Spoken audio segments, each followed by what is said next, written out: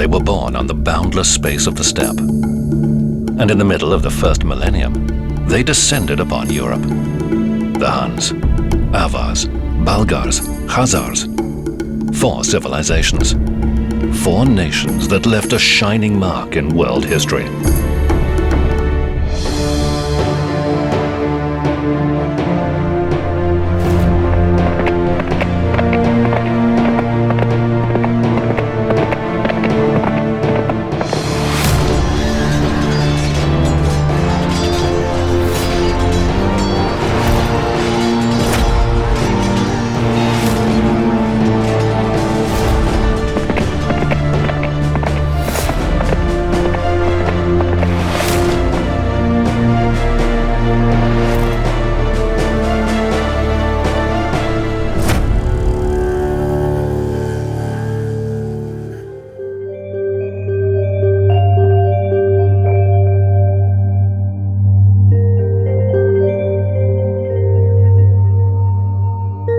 In the early 20th century, Cambridge received a large collection of ancient manuscripts found in Egypt. Among them was a unique letter that spoke of a disappeared nation, the Khazars. 2 more letters in which the Khazars were also mentioned appeared in Oxford and St. Petersburg. These letters caused a sensation in the scientific world and became the topic of fierce controversy and discussion.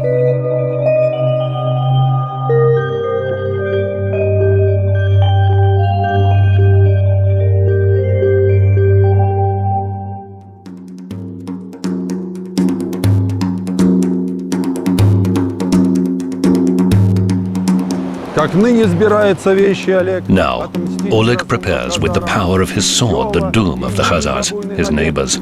Their insolent raids he would justly reward with fire and the steel of his sabers. Thanks to Alexander Sergeyevich Pushkin, everyone remembers that there was once a nation such as the Khazars. But that's not all that we know about them. The Khazar Khaganate, along with the Byzantine Empire, was the largest state in Eastern Europe. The Khazars converted to Judaism, conquered quite a few nations, and ruled the Caspian region for several centuries.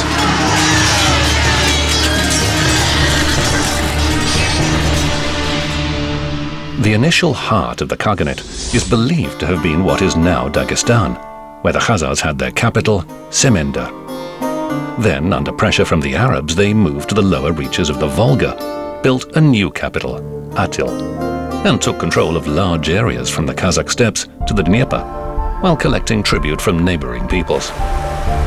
In historical science, it has long been believed that Khazaria's economy was based on trade, and that the Khazars mainly obtained their profits from controlling the Volga, a rich trade route between Europe and the Arabian East. Archaeologist Valery Fyurov has studied remnants of the Khazar era for many years and doesn't agree with such a narrow viewpoint. Indeed, he's sure that the Khaganate also had developed agriculture. Reaping hooks and scythes are pretty common finds, as in any peasant farm of later periods. Millstones. There's not a single explored Khazar settlement in which millstones have not been found. The development of metallurgy is impressive, simply amazing.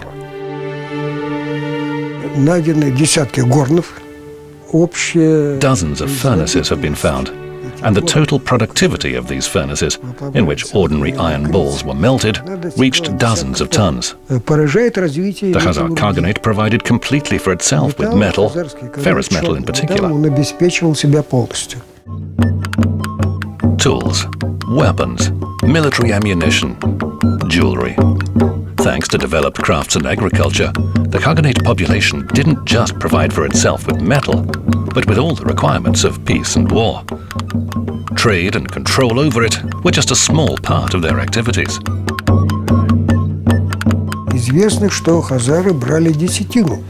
It's known that the Khazars collected a tithe. Still, the tithe was collected by virtually all nations through whose territory, for example, the Silk Road passed. To emphasize that trade was all that sustained the Khazars is fundamentally wrong.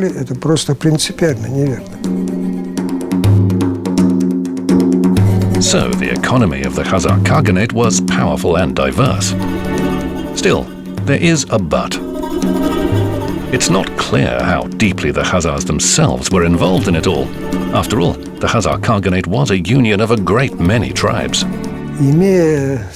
Having hundreds, if not thousands of writings about the Khazar Khaganate, now we still cannot say how much of the population was ethnic Khazar. Their proportion was probably minimal. This was the ruling elite, a rich stratum. It's what we'd call the court. These were the leaders.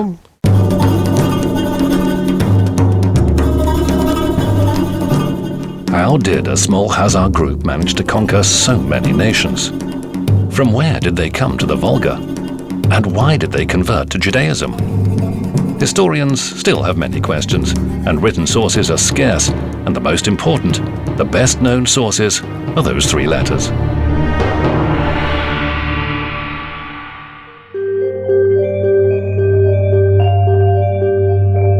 The very first letter is now kept thousands of miles from hot Cairo, in Oxford's Christ Church College.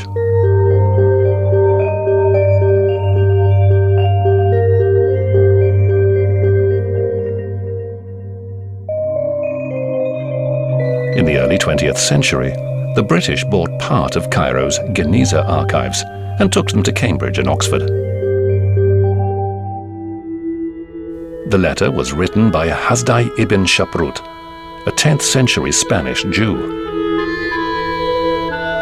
He began as an ordinary doctor, but managed to build an amazing career in the court of Abd ar-Rahman III, the Caliph of Cordoba. This Muslim state was on the territory of present-day Spain and Portugal, and reached its peak in Hasdai ibn Shaprut's time. Hasdai ibn Shaprut с помощью древних рукописей и при помощи Hasdai ibn Shaprut, with the help of ancient manuscripts and Byzantine monks, deciphered the secret of an ancient medicine that successfully improved the caliph's health, and that became a turning point in his career. пунктом его карьеры. Это было удивительное время, когда евреи и мусульмане. It was an amazing time when Jews, Muslims, and Arabs created a single culture, a single state. The Arabs needed specialists in fields like writing, international relations, as well as banking and lending. They employed Jews with experience in those spheres. Hasdai ibn Shaprut was actually the prime minister, the chancellor to put it in modern language, in the government of Abd ar-Rahman, Caliph or Emir of Cordoba.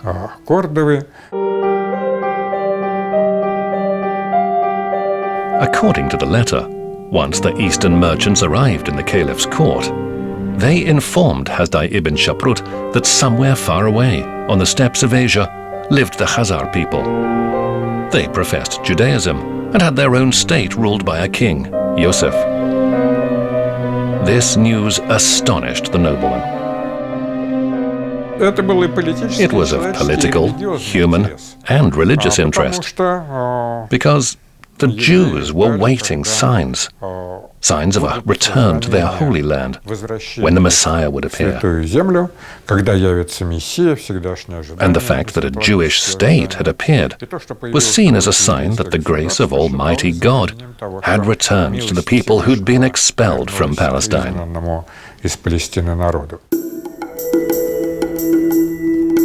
Excited by the good news, Hasdai ibn Shaprut writes a lengthy letter to the Khazar king Yosef. He is literally interested in everything: geography, culture, history, and of course, faith, the origin of the Khazars.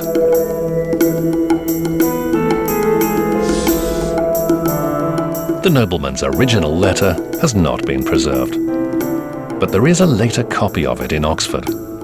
Hasdai ibn Shaprut sent his letter into the virtually unknown, but King Yosef did receive his message. He even replied. Many centuries later, fragments of that letter, the second in a row, were found in Russia.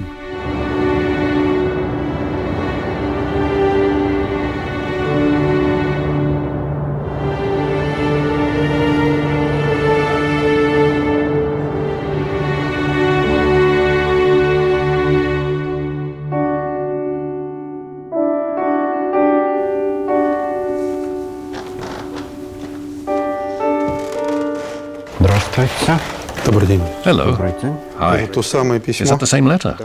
Yes, this is a manuscript that contains a copy of the letter written by the Khazar king Yusuf. Эта рукопись попала в нашу библиотеку. This manuscript came to our library in 1876, Когда была приобретена вторая when the часть second part of a collection belonging to a famous collector of Kareti antiquities, Abraham Ferkovich, was purchased. Самойловича Ферковича. Рукописи были привезены. The manuscripts were taken to St. Petersburg from a place in Crimea called Chufitkali, where Ferkovich spent his last years. Последние годы своей жизни провел. Scholars gathered information on Khazaria piece by piece. And here is a letter from the Tsar himself. Вот это письмо.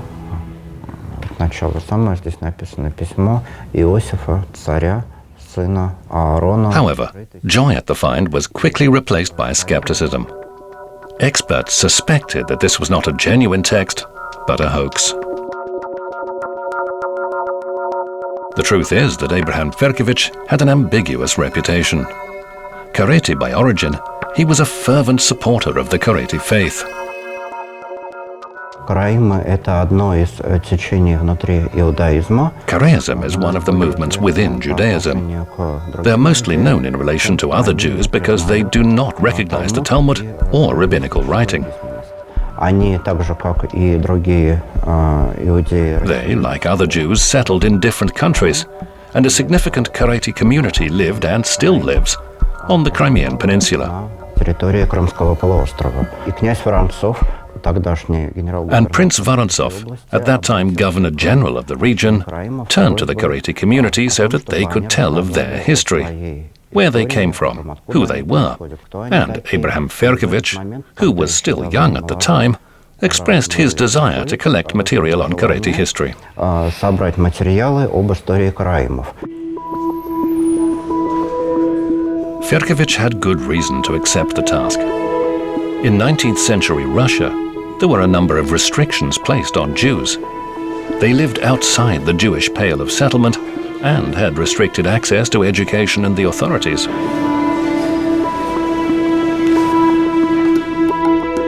Abraham Ferkovich attempted to prove that these restrictions should not apply to Karetis. Феркович выдвинул действительно такую концепцию, что караимы Ferkovich put forward a concept that the Karetis who lived in the Crimean Peninsula were rarely descendants, distant, of course, of the 10 lost tribes of Israel, who had been taken captive and settled by the Assyrians. ассирийцами. They had already left Palestine by the time of Jesus Christ, and so had nothing to do with the crucifixion. Отношения к распятию не имеют.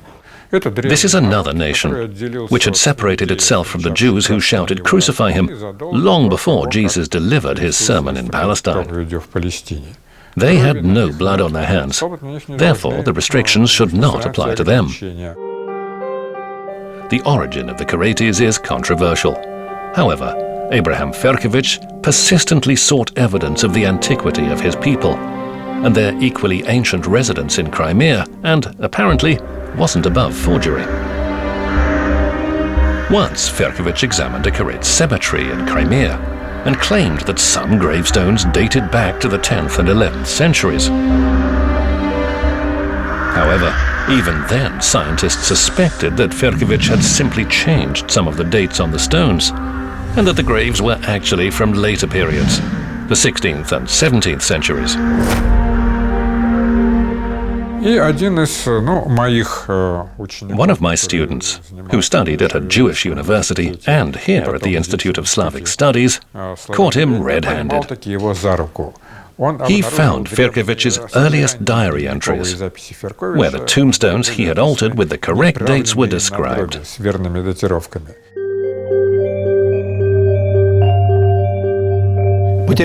Losing reputation in the scientific world is easy. It's no wonder historians are skeptical about Abraham Ferkovich's heritage. But is the letter from King Yosef a forgery? To answer that question, let's read the ancient manuscript carefully.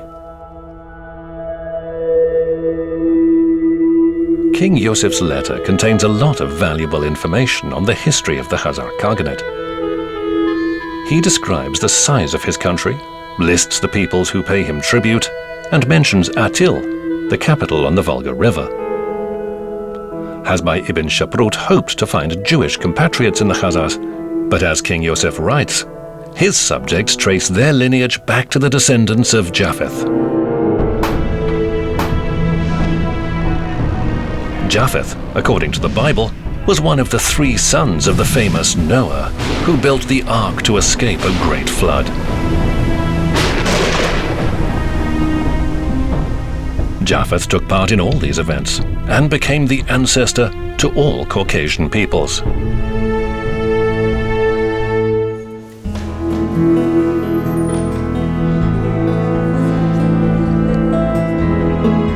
The Jews, according to Holy Scripture, are descended from Shem, another of Noah's sons. And so, as King Yosef plainly states, the Khazars, including himself, were not Jews. They only converted to Judaism. Why did pagans, steppe people, suddenly make such an unexpected religious choice? This perhaps is one of the most interesting riddles in Khazar history. King Yosef himself refers to his ancestor, Bulan.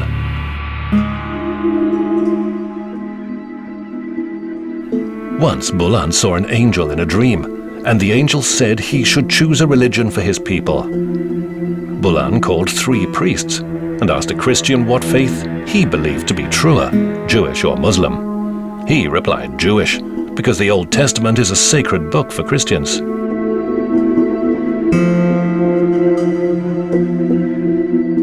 He then asked a similar question of a Muslim, which is the truer faith, Jewish or Christian? He received the same answer, because Muslims respect Moses and other Old Testament prophets. Both priests fell into a logical trap, and Bulan chose Judaism.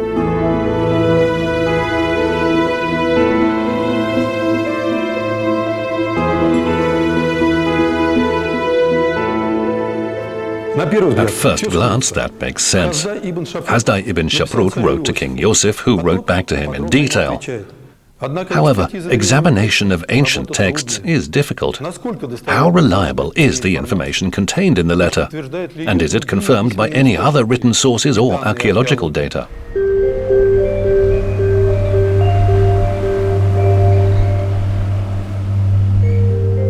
At the end of the last century, in the lower reaches of Volga, near the village of Samostelka, the remains of an ancient settlement were found. Large-scale excavations began on the site, and soon a theory emerged that this was Atil, the very capital of the Khazar king. This is also indicated by the size of the settlement, which is suitably royal, and fragments of broken red brick are literally everywhere. Согласно средневековым письменным источникам, в частности, according to medieval writing, particularly that of Emperor Constantine, there was a royal monopoly in Khazaria in brick-making, and only the king had the right to use them for buildings. Yes. Nowhere else in the lower Volga region have we found such a quantity of bricks. That leads us to suppose that the Khazar fortress of that era stood here.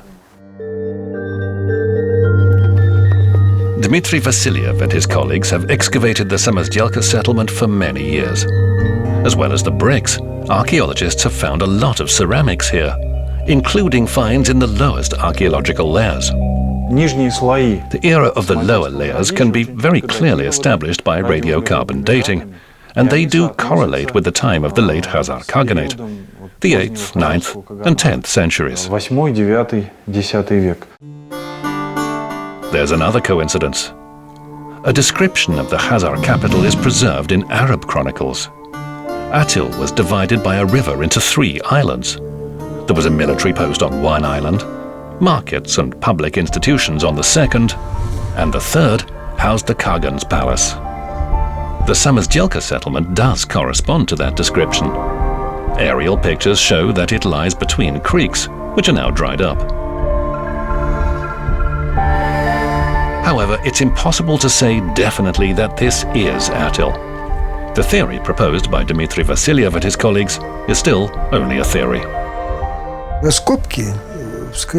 Excavations have only revealed a very small part of this settlement. We, the modern researchers, don't even know its boundaries. If we are to recognize Samosdelka as Atil, then we'll have to wait 50 to 100 years until a more or less significant area has been uncovered.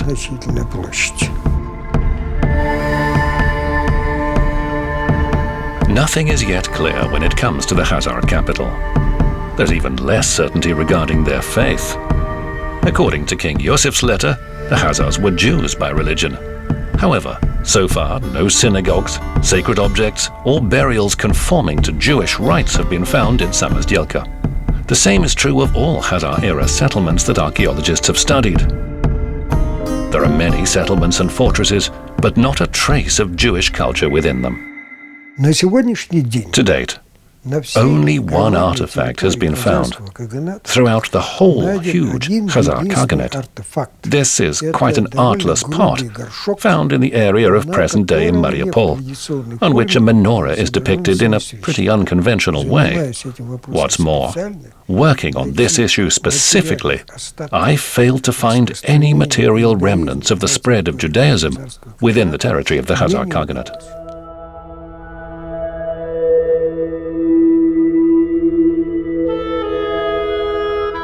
There are no material traces, but there are written tracts. In Arab chronicles, there are references to a large Jewish community in the Khazar capital, Atil. However, it was by no means the only one. В середине X века один из арабских книжников In the mid-10th century, an Arab writer, Al-Masudi, described Khazar life in their cities. поселения городами. He called these settlements cities and said that in the capital of Khazaria, Atil, and in the North Caucasus, Muslims, Christians, Jews, and pagans all lived side by side. У них свои законы. They have their own laws, their own judges. The Khagan, who lived separately in his palace, is called on to settle conflicts between those communities. That really was an example of civilized life that we can only dream about, even now. Как мы с вами понимаем, мечтать и сейчас. So it seems there were Jews in Khazaria, but for some reason they left no archaeological traces, which is strange considering that Judaism was an official religion. How can we explain all these inconsistencies? According to one theory, the whole point is that only the political elite, led by the king, converted to Judaism in Khazaria, and that they built no places of worship and prayed in ordinary tents. For the vast majority of subjects, sons of the steppes, it remained a foreign religion. Зато археология дает громаднейший материал, Archaeology provides an immense amount of material что that shows that the entire population, массив населения, regardless of ethnicity, и болгары, Bulgars, и Alans, какие-то группы, которые and some groups whose names we may not even know, оставались remained in the fold of paganism. язычества. Каганату просто истории не было от... Historians simply didn't give the Khaganate enough time for any world religion, in this case, Judaism, to spread. Успела распространиться.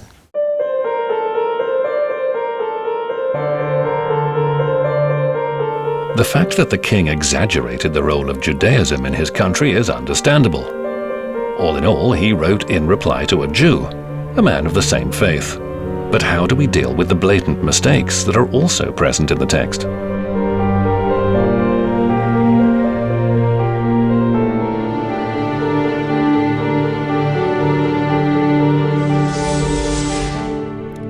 Firstly, the letter gives very inconsistent geographic information. The position of the rivers is all wrong, and the Caspian Sea is not at all where it should be. Secondly, and this is the main point, the letter mentions Crimea many times, including local toponyms, which only appeared in the 13th century. So the question is, how would King Yosef, who lived in the 10th century, have known them? It's because of these toponyms, and particularly the Crimean town of Mangup, that the scientists suspected Abraham Firkovich of forgery. After all, there was a large Kareti community in Mangup, and it would only benefit Firkovich if it were mentioned in the text, to emphasize once again the antiquity of the Kareti community. Для Ферковича важно было показать какие-то следы. As a result of that, I must say Firkovich did manage to achieve a change in attitudes towards the Karetis. Вот эти 10 колен. В результате надо сказать, что Ферковичу удалось добиться. And finally, it was decided that the Karetis were not in the same category as the Hebrews and the Jews. Приравнивались к иудеям, к евреям. Но нужно сказать, что Still, it is worth mentioning that Firkovich did not forge whole literary works and tombstones. фабриковал. All he did was to make up additions to the manuscripts. In particular, in these additions, there are many false facts invented by Firkovich himself about Khazaria and the Khazars, which are easy to debunk and which were already debunked in his own lifetime. Firkovich helped fellow Karetis. However, he confused the scientists. Is it possible to trust a letter which is very likely to have undergone dubious manipulation? And where is the evidence that it was indeed written by King Yosef? 19th century scientists lost themselves in conjecture. And in the early 20th century, another letter appeared, the third.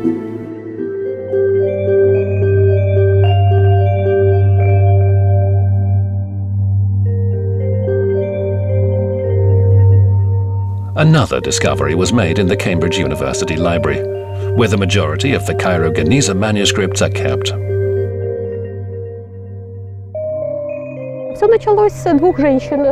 It all started with two women, Agnes and Margaret Smith.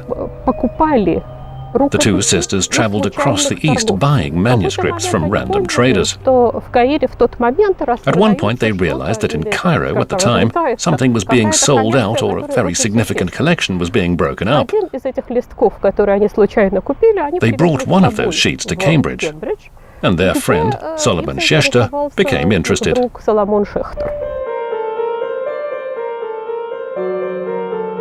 Solomon Schechter, a famous researcher of ancient manuscripts, immediately headed for Cairo and bought the collection. The documents were in terrible condition, with heaps of them stored in wooden boxes like this.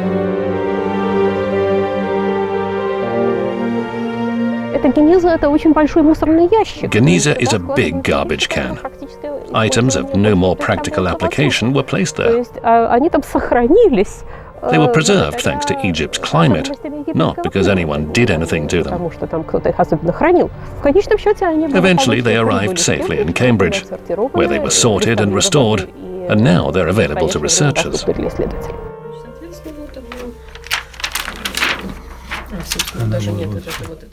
Looking through the documents, Solomon Schechter found this letter. There was a detailed account of Khazaria and the Khazar Jews. Like the previous two letters, this is not the original, but a medieval copy.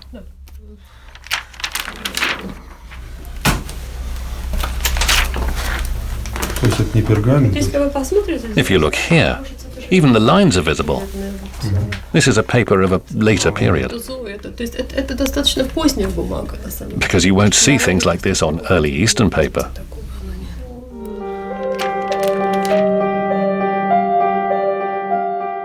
This letter is the most mysterious of all. Firstly, it's not clear who wrote it. The beginning and end of the letter are lost. Secondly, the addressee is not mentioned in the text. And finally, the time of writing is unknown.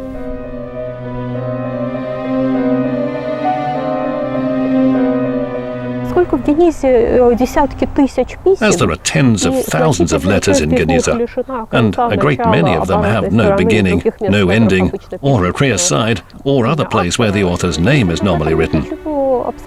No wonder we don't know who, when, or how this letter was penned. Judging by the fact that they reproduce the same topics that are mentioned in King Yosef's letter, well, perhaps this is a reply to Hasdai ibn Shaprut's letter. The author of this letter is supposedly a subject of the king. He reports many new details. Among other things, he writes about how a large Jewish community appeared in Khazaria, which is also mentioned in Arab sources.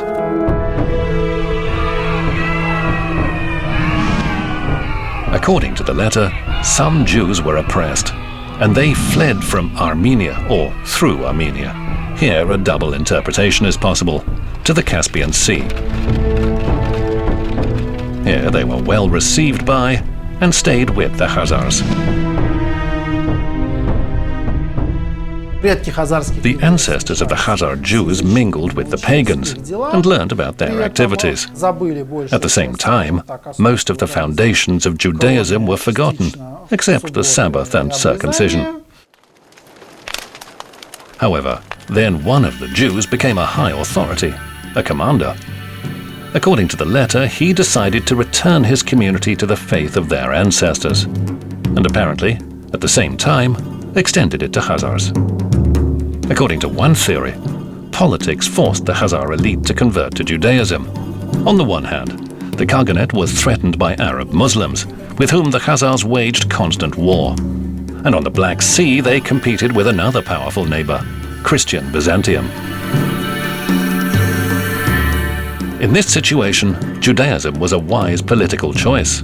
The Khazars emphasized their independence, making it clear that they were following their own path, which, moreover, did not require much effort from the Khagan. Если бы он принял ислам, If he had converted to Islam, he would have had to ride around all the cities and villages under his control and explain to them that they must practice circumcision and pray to Muhammad and Allah. That is, to impose Islamization. The same thing Bulan would have had to do if he'd converted to Christianity. Judaism required none of that because only a person who agreed voluntarily to convert could become a Jew. The letter from the Cambridge Anonym clarifies many historical Khazar issues. But why would anyone want to duplicate King Yusuf's reply? And can it be trusted? Like the two previous letters, this document also raises questions.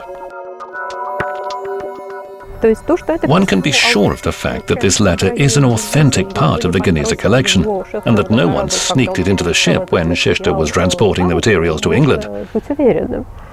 In that sense, this, of course, is not a fake. Is all the correspondence between the so-called Khazar Khagan, or king, and Ibn Shaprut a fake? That is a completely different matter.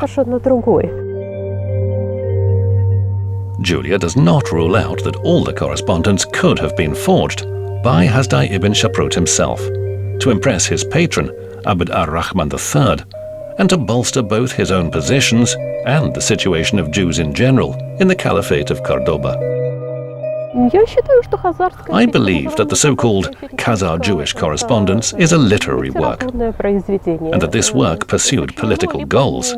It could be composed either directly by someone close to Hasdai ibn Shaprut, or by someone at the request of Hasdai ibn Shaprut, and could even have been sent back to Spain if necessary.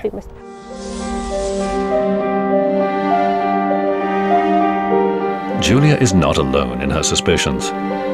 By the 19th century, researchers were suggesting that all correspondence had been fabricated in the Middle Ages, and they even found a reason. At the turn of the 9th century, two new states appeared on the world map, Kievan Rus and Volga Bulgaria. For many years, the Bulgarians and some Slavs had paid tribute to the Khazar Khaganate, but it was time to be rid of that servitude. The Russo-Khazarian wars continued throughout the 10th century, and in the 960s, Prince Sviatoslav attacked Atil and razed it to the ground. The Bulgarians gained their freedom from the Khazars and free trade along the Volga. The Rus people conquered several Khazar cities, and the Khazars were soon assimilated by other nations without trace.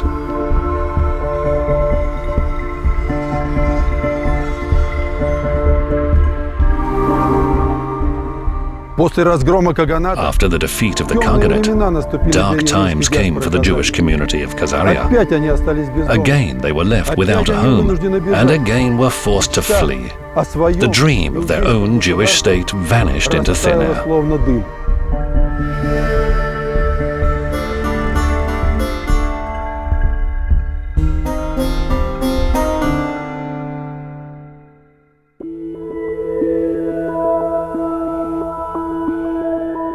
In the Middle Ages, the Jews had a hard life.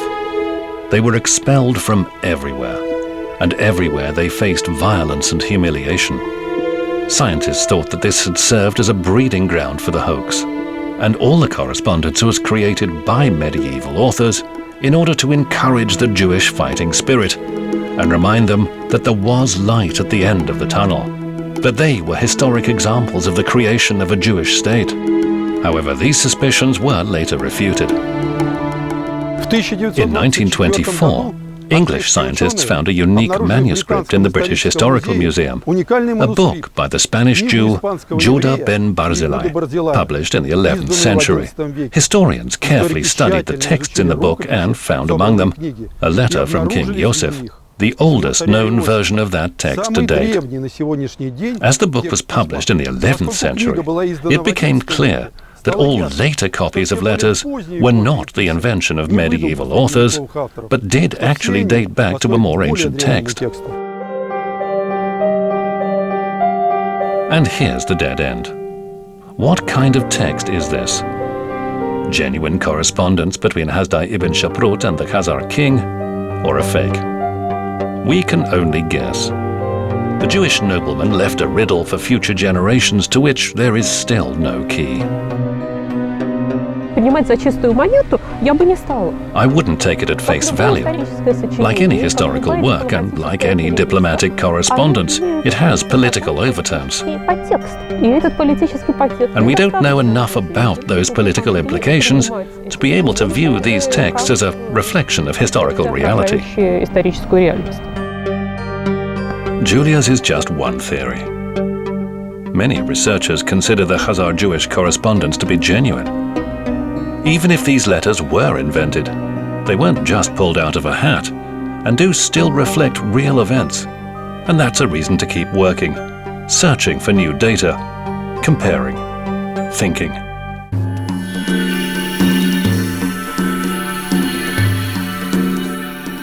Now Oleg prepares with the power of his sword the doom of the Khazars, his neighbors. Their insolent raids he would justly reward with fire and the steel of his sabers. Thanks to Alexander Sergeyevich Pushkin, everyone remembers how the Khazar story ended.